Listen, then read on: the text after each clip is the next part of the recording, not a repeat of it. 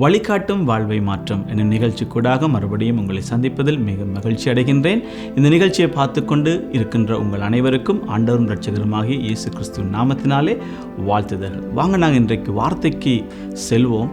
இன்றைக்கு நாம் உங்களோடு கூட பேச எடுத்துக்கொண்ட தலைப்பு நம்முடைய நாவும் நம்முடைய வார்த்தையும். பிரியமானவர்களே, இன்றைக்கு நம்மில் அநேகர் ஒரு நாளுக்கு அநேகமான வார்த்தைகளை பேசுகின்றோம். ஒரு ஆய்விலே நான் பார்த்தேன், சராசரியாக ஒரு மனிதன் ஒரு நாளுக்கு 10,000 வார்த்தைகளுக்கு மேலாக பேசுகின்றார்களாம்.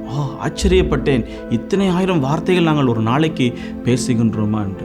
ஆம் பிரியமானவர்களே, இந்த வார்த்தையை குறித்து யாக்கோபு என்கின்ற ஒரு தேவ மனிதன் தன்னுடைய நிருபத்திலே, அதாவது வேதாகமத்திலே யாக்கோபு என்னும் புத்தகத்தில் நாவை குறித்து அவர் மிக அழகாக பேசியிருக்கின்றார்.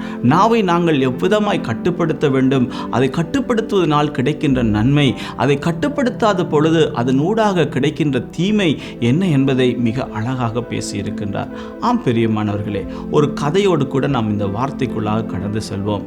2 நண்பர்கள், அதாவது ஒரு நண்பன் அங்கே பட்டணத்துக்கு வந்து அந்த பட்டணத்திலேயே தங்கிவிட்டார். மிகவும் வசதியாக இருக்கின்றார். ஒரு நாள் கிராமத்தில் உள்ள நண்பன் தன்னுடைய வைத்திய தேவைக்காக தன்னுடைய மகனோடு கூட அந்த பட்டணத்தை நோக்கி வருகின்றார். வந்த இடத்திலே அந்த மற்ற நண்பனிடத்திலே அதிக செலவுகள், அந்த நண்பன் அதிக செலவு செய்கின்றார். ஒரு நாள், 2 நாள், 4 நாட்கள் ஆகிவிட்டது. அவர் அங்கே நிறைய செலவு செய்துவிட்டு அங்கே அந்த மற்ற நண்பன் ₹1 கூட அந்த மற்ற நண்பனுக்கு கொடுக்காமல் வீடு திரும்பி விடுகின்றார். அப்பொழுது இந்த நண்பன் மிகவும் கோபப்பட்டு அந்த நண்பனை திட்ட ஆரம்பிக்கிறார்.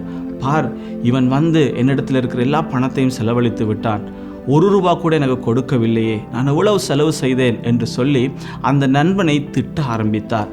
பிரியமானவர்களே, 1 வாரம் 2 வாரம் சென்று ஒரு கடிதமும் ஒரு காசோலையும் அந்த நண்பனை நோக்கி வருகின்றது. அந்த கடிதத்திலே அந்த நண்பன் எழுதியிருந்தான், நண்பனே, நான் உன்னிடத்திலே வந்தேன், நீ எனக்கு அநேக செலவுகளை செய்தாய், நான் உனக்கு பணம் கொடுத்திருப்பேன், ஆனால் நான் உனக்கு பணம் கொடுத்து நீ அதை மறுத்திருந்தால், இல்லாவிட்டால் உனக்கு அது விருப்பமில்லாமல் இருந்திருக்கும். ஆகவே தான் நான் வீட்டுக்கு வந்து நீ எனக்கு செய்த நன்மைகள் எல்லாம் அநேகம், ஆனால் எனக்கு தெரியும் நீ ஒன்றையும் பிரதிபலன் எதிர்பாராமல் செய்கின்றவன், எனக்கும் நீ அப்படித்தான் செய்திருப்பாய். ஆகவே நீ எனக்கு அநேக உன்னுடைய நன்மையை காண்பித்தாய், அன்பை காண்பித்தார். அதே போல நானும் உன்னுடைய செலவிலே உனக்கு அனுப்பி வைத்திருக்கிறேன் என்று சொல்லி அந்த கடிதத்தை வாசித்த பொழுது இந்த நண்பன் மிகவும் மனமுடைந்து விட்டான். ஏனென்றால் அந்த கடிதத்துக்கு முன்பதாக அந்த நண்பன் மற்றவனை பார்த்து எத்தனை வார்த்தைகள் பேசியிருந்தார். அவர் ஒரு நன்றி மறந்தவன், ஒன்றும் யோசிக்காதவன் என்று பல வார்த்தைகளை பேசின பொழுது அந்த நண்பன் மிகவும் மனமுடைந்து, அவசரப்பட்டு பேசிவிட்டேனே, நல்ல ஒரு நண்பனை நான் என் வார்த்தையினாலே குற்றப்படுத்தி விட்டேனே என்று மனமுடைந்து போனான். ஆம் பிரியமானவர்களே, இன்றைக்கு நம்மிலே அநேகர் அப்படித்தான். நாம் பேசுவதை குறித்து யோசிக்காமல், ஞானம் இல்லாமல் அவசரத்திலே நாம் பேசிவிடுகின்றோம். பிரியமானவர்களே, யாக்கோபு தன்னுடைய நிருபத்திலே 3ஆம் அதிகாரம் 2வது வசனத்திலே இப்படி சொல்லுகின்றார். கவனியுங்கள், நாம் எல்லாரும் அநேக விஷயங்களில் தவறுகிறோம். ஒருவன் சொல் தவறாதவன் ஆனால் அவன் பூரண புருஷனாம். ஆமென். அந்த யாக்கோபு, அதாவது தேவனுடைய மனிதன், நிருபத்தை எழுதுகிற பொழுது அவர் சொல்லுகிறார், ஒரு மனிதன் வார்த்தையை தவறாதவனாக, வார்த்தையிலே தெளிவுள்ளவனாக பேசுகின்ற பொழுது, நடந்து கொள்ளுகின்ற பொழுது அவன் பூரண புருஷனாக மாறுகின்றான் என்று வேதம் சொல்லுகின்றது. அது மாத்திரமல்ல பிரியமானவர்களே, இந்த யாக்கோபு நிருபக்காரர் என்ன சொல்லுகிறார் என்றால், இந்த நாவை குறித்து அவர் உதாரணப்படுத்துவதற்கு அவர் சொல்லுகின்றார். பாருங்கள், குதிரையும் கடிவாளத்தை உதாரணப்படுத்துகின்றார். ஒரு குதிரையை ஒரு கடிவாளம் எப்படி கட்டுப்படுத்தி நடத்துகின்றது என்று உதாரணப்படுத்துகின்றார். அடுத்தது அவர் சொல்லுகின்றார், ஒரு பெரிய கப்பலை ஒரு சிறிய சுக்கான், அந்த சுக்கான் எப்படி அது போக வேண்டிய பயணத்தை சரியாக வழிநடத்துகிறது என்பதை குறித்து உதாரணப்படுத்துகின்றார்.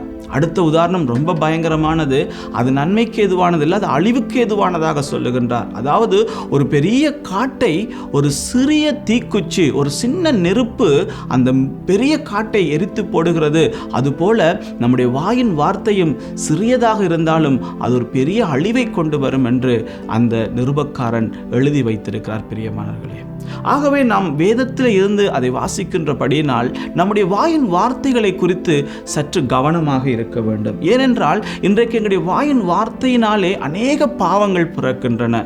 உதாரணமாக புறங்கூறுதல், பொய் சொல்லுதல், பொறாமைப்படுதல், கோபிக்கின்ற வார்த்தையினாலே அங்கே யோசிக்காமல் பேசுகின்ற தூசணமான வார்த்தைகள், கோபத்தினாலே பேசுகின்ற வார்த்தைகள், வஞ்சனையினாலான வார்த்தைகள், இப்படி பல பாவங்களை உள்ளடக்கிய ஒரு விடயமாக நம்முடைய சொல் இல்லாட்டி நம்முடைய நாவு செயற்படுகின்றதாக இருக்கின்றது. ஆகவே தான் இந்த யாக்கோபு நிருபக்காரன் சொல்லுகிறார், இத்தனை கொடிய காரியங்களை ஒரு நாவு தன்னுடைய வாழ்க்கையிலே வெளிப்படுத்துகிறபடியினால் அதை குறித்து நாம் மிக கவனம் உள்ளவர்களாக இருக்க வேண்டும் பிரியமானவர்களே. ஏனென்றால் அந்த நாவினாலே செயற்படுகின்ற பாவ செயல்பாடு இல்லாவிட்டால் தீமையின் செயல்பாடுனாலே என்ன நடைபெறுகின்றது என்று நாம் அவதானிக்கின்ற பொழுது நம்முடைய தனிப்பட்ட வாழ்க்கையின் சாட்சி மிகவும் பாதிக்கப்படுகின்றது. யோசித்து பாருங்கள், எங்களுடைய வாழ்க்கையிலே சில நேரங்களிலே நாம் யோசிக்காமல் அவசரப்பட்டு நாம் பேசுகிற வார்த்தையினாலே எங்களுடைய முழு சாட்சியும் எங்களுடைய வாழ்க்கையிலே அங்கே காணாமல் போய்விடுகிறது. இல்லாவிட்டால் அந்த சாட்சி அழுக்காகி விடுகின்றது. மற்றவர்களுக்கு முன்பாக நாங்கள் ஒரு பிழையான மனிதனாக எங்களை காண்பித்து விடுகின்றது. அது மாத்திரமா பிரியமானவர்களே, இன்றைக்கு எங்களுடைய குடும்ப வாழ்க்கை எடுத்து பாருங்க. கணவன் மனைவிக்குள்ள அங்கே பேசுகிற பேச்சு வார்த்தையிலே ஒரு பிழையான வார்த்தைகள் பரிமாறிக்கொள்ளுகின்ற பொழுது, கோபமான வார்த்தைகள் பரிமாறிக்கொள்ளுகின்ற பொழுது கணவன் மனைவி என்கின்ற உறவு அங்கே உடைந்து போய்விடுகிறது. ஒரு குடும்பம் அங்கே சிதைந்து போய்விடுகின்றது. பிரியமானவர்களே, அந்த யாக்கோபு நிருபக்காரன் சொல்லுகின்ற பொழுது அவர் சொன்னார், ஒரு சிறிய தீ பெரிய காட்டை எரித்து விடுகிறது என்று. அதுபோல இன்றைக்கு அநேக குடும்பங்களுடைய வாழ்க்கையை, ஒற்றுமையை இந்த வார்த்தையானது எரித்து விடுகின்றது பிரியமானவர்களே. ஆகவே தான் இந்த யாக்கோபு நிருபக்காரர் சொல்லுகின்றார், நம்முடைய வார்த்தையை குறித்து நாம் கவனம் உள்ளவர்களாக இருக்க வேண்டும். ஆம் பிரியமானவர்களே, இன்றைய நாளிலே கணவன் மனைவி உறவு மாத்திரமல்ல, நண்பர்களுக்கு இடையிலான உறவுகள், மற்ற நம்முடைய உறவினர்களோடு கூட இருக்கின்ற உறவுகள், இன்றைக்கு அநேக உறவுகள் பிரிவதற்கு முதல் காரணமாக நம்முடைய நாவின் வார்த்தைகள் இருக்கின்றது. ஆகவே தான் யாக்கோபு நிருபக்காரர் சொல்லுகிறார், ஒருவன் வார்த்தை தவறாதவனாய் இருக்கிற பொழுது அவன் பூரண புருஷனாக இருக்கின்றான். பிரியமானவர்களே, இன்றைய இந்த நிகழ்ச்சியை பார்த்து கொண்டிருக்கிற உங்களோட வாழ்க்கையிலும் நீங்கள் சிலரை அதிகமாய் நேசிக்கிறீர்கள். ஆனால் கடந்த காலங்களிலே நடந்த ஏதோ ஒரு சம்பவத்தினாலே, உங்களுடைய வார்த்தையின் பிரயோகத்தினாலே இன்றைக்கு அந்த உறவு முறிந்திருக்கலாம். ஆனால் எப்படி அந்த வார்த்தை பிரயோகத்தினாலே உறவு முறிந்ததோ அதே போல இந்த நாவின் வார்த்தையினாலே மறுபடியும் உறவை கட்ட முடியும். நாங்கள் அன்றைக்கு கோபத்தோடு கூட பேசியிருப்போம், ஆனால் இன்றைக்கு நாங்கள் நிதானத்தோடு கூட, அன்போடு கூட ஒரு மன்னிப்பின் செய்தியை நாம் அவரிடத்தில் சொல்லுகின்ற பொழுது, எந்த வாயின் வார்த்தையினாலே நாங்கள் அவர்களை துக்கப்படுத்தினோமோ, எந்த வாயின் வார்த்தையினாலே நாங்கள் அவர்களை கோபப்படுத்தி அவர்களை விட்டு பிரிந்து போனோமோ, அதே வாயின் வார்த்தையினாலே எங்களை மன்னியுங்கள், எங்களுடைய தவறுகளை மன்னியுங்கள் என்று உங்களுடைய தவறுகளை நாம் சரி செய்கின்ற பொழுது அந்த உறவு மறுபடியும் கட்டப்படுகின்றது. ஆம் பிரியமானவர்களே, இன்றைக்கு அநேக உறவுகள் முறிந்து போயிருக்கின்றன. தாய் தகப்பன் உறவு, சகோதரர்களுக்கான உறவு, கணவன் மனைவி உறவு, இந்த வாயின் வார்த்தையினாலே அநேகருடைய இருதயங்கள் காயப்பட்டிருக்கின்றது. அதனாலே உங்களுடைய கடந்த காலத்தில் நீங்கள் இருந்த அன்பு இல்லாட்டால் ஒற்றுமை, ஐக்கியம் என்று இல்லாமல் இருக்கலாம். ஆனால் மறுபடியும் அதை எங்களுடைய வாயின் வார்த்தையினாலேயே கட்டி எழுப்புவோம்.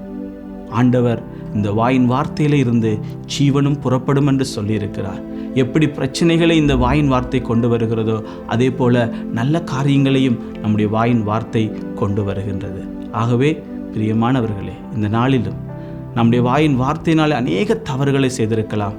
அதையெல்லாம் நாங்கள் மன்னித்து இல்லாவிட்டால் விட்டு இனி எங்களுடைய வாயின் வார்த்தைகளை கவனமாக பேசுவோம். சொல்லுவார்கள், பிள்ளைகளோடு பண்பாக பேசுங்கள், மனைவியோடு அன்பாக பேசுங்கள், நண்பர்களோடு மிக சந்தோஷமாக பேசுங்கள், பெரியவர்களோடு கூட பணிவாக பேசுங்கள் என்று அருமையான வார்த்தைகளை சொல்லி எங்களை அங்கே நடத்தியிருக்கிறார்கள். அவற்றை நினைவில் கொண்டு இந்த வேத வார்த்தையும் எங்களுக்கு அழகான ஒரு படிப்பினை கொடுத்திருக்கிறபடினால் இதனை கருத்தில் கொண்டு எங்களுடைய வாயின் வார்த்தைகளை இனி வரப்போகிற நாட்களில் மற்றவர்களுக்கு சந்தோஷத்தை கொடுக்கக்கூடிய, எங்களுடைய வாழ்க்கையில் சந்தோஷத்தை கொடுக்கக்கூடிய, எங்களுடைய தேவன் சந்தோஷப்படக்கூடிய, எங்களுடைய வாழ்க்கை பூரணப்படக்கூடிய விதத்திலே நாங்கள் அனைவரும் நடந்து கொள்வோம். ஒரு விஷயம் நாம் ஜெபிப்போமா?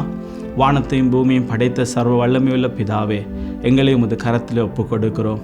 அன்றைக்கு தாவீது ராஜா இப்படியாக ஜெபித்தார், ஆண்டவரே என் வாய்க்கு காவல் வையும். ஆம் ஆண்டவரே, நாமும் எங்களுடைய வாழ்க்கையிலே வாயின் வார்த்தையினாலே அநேக தவறுகள் செய்திருக்கிறோம். அதனாலே இன்றைக்கு அநேக ஆண்டவரை பிரச்சனைகளுக்குள்ளே நாங்கள் கடந்து உறவுகள் முறிக்கப்பட்டிருக்கிறது.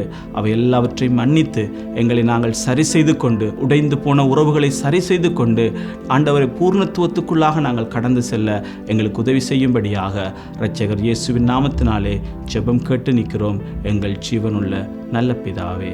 ஆமென். God bless you.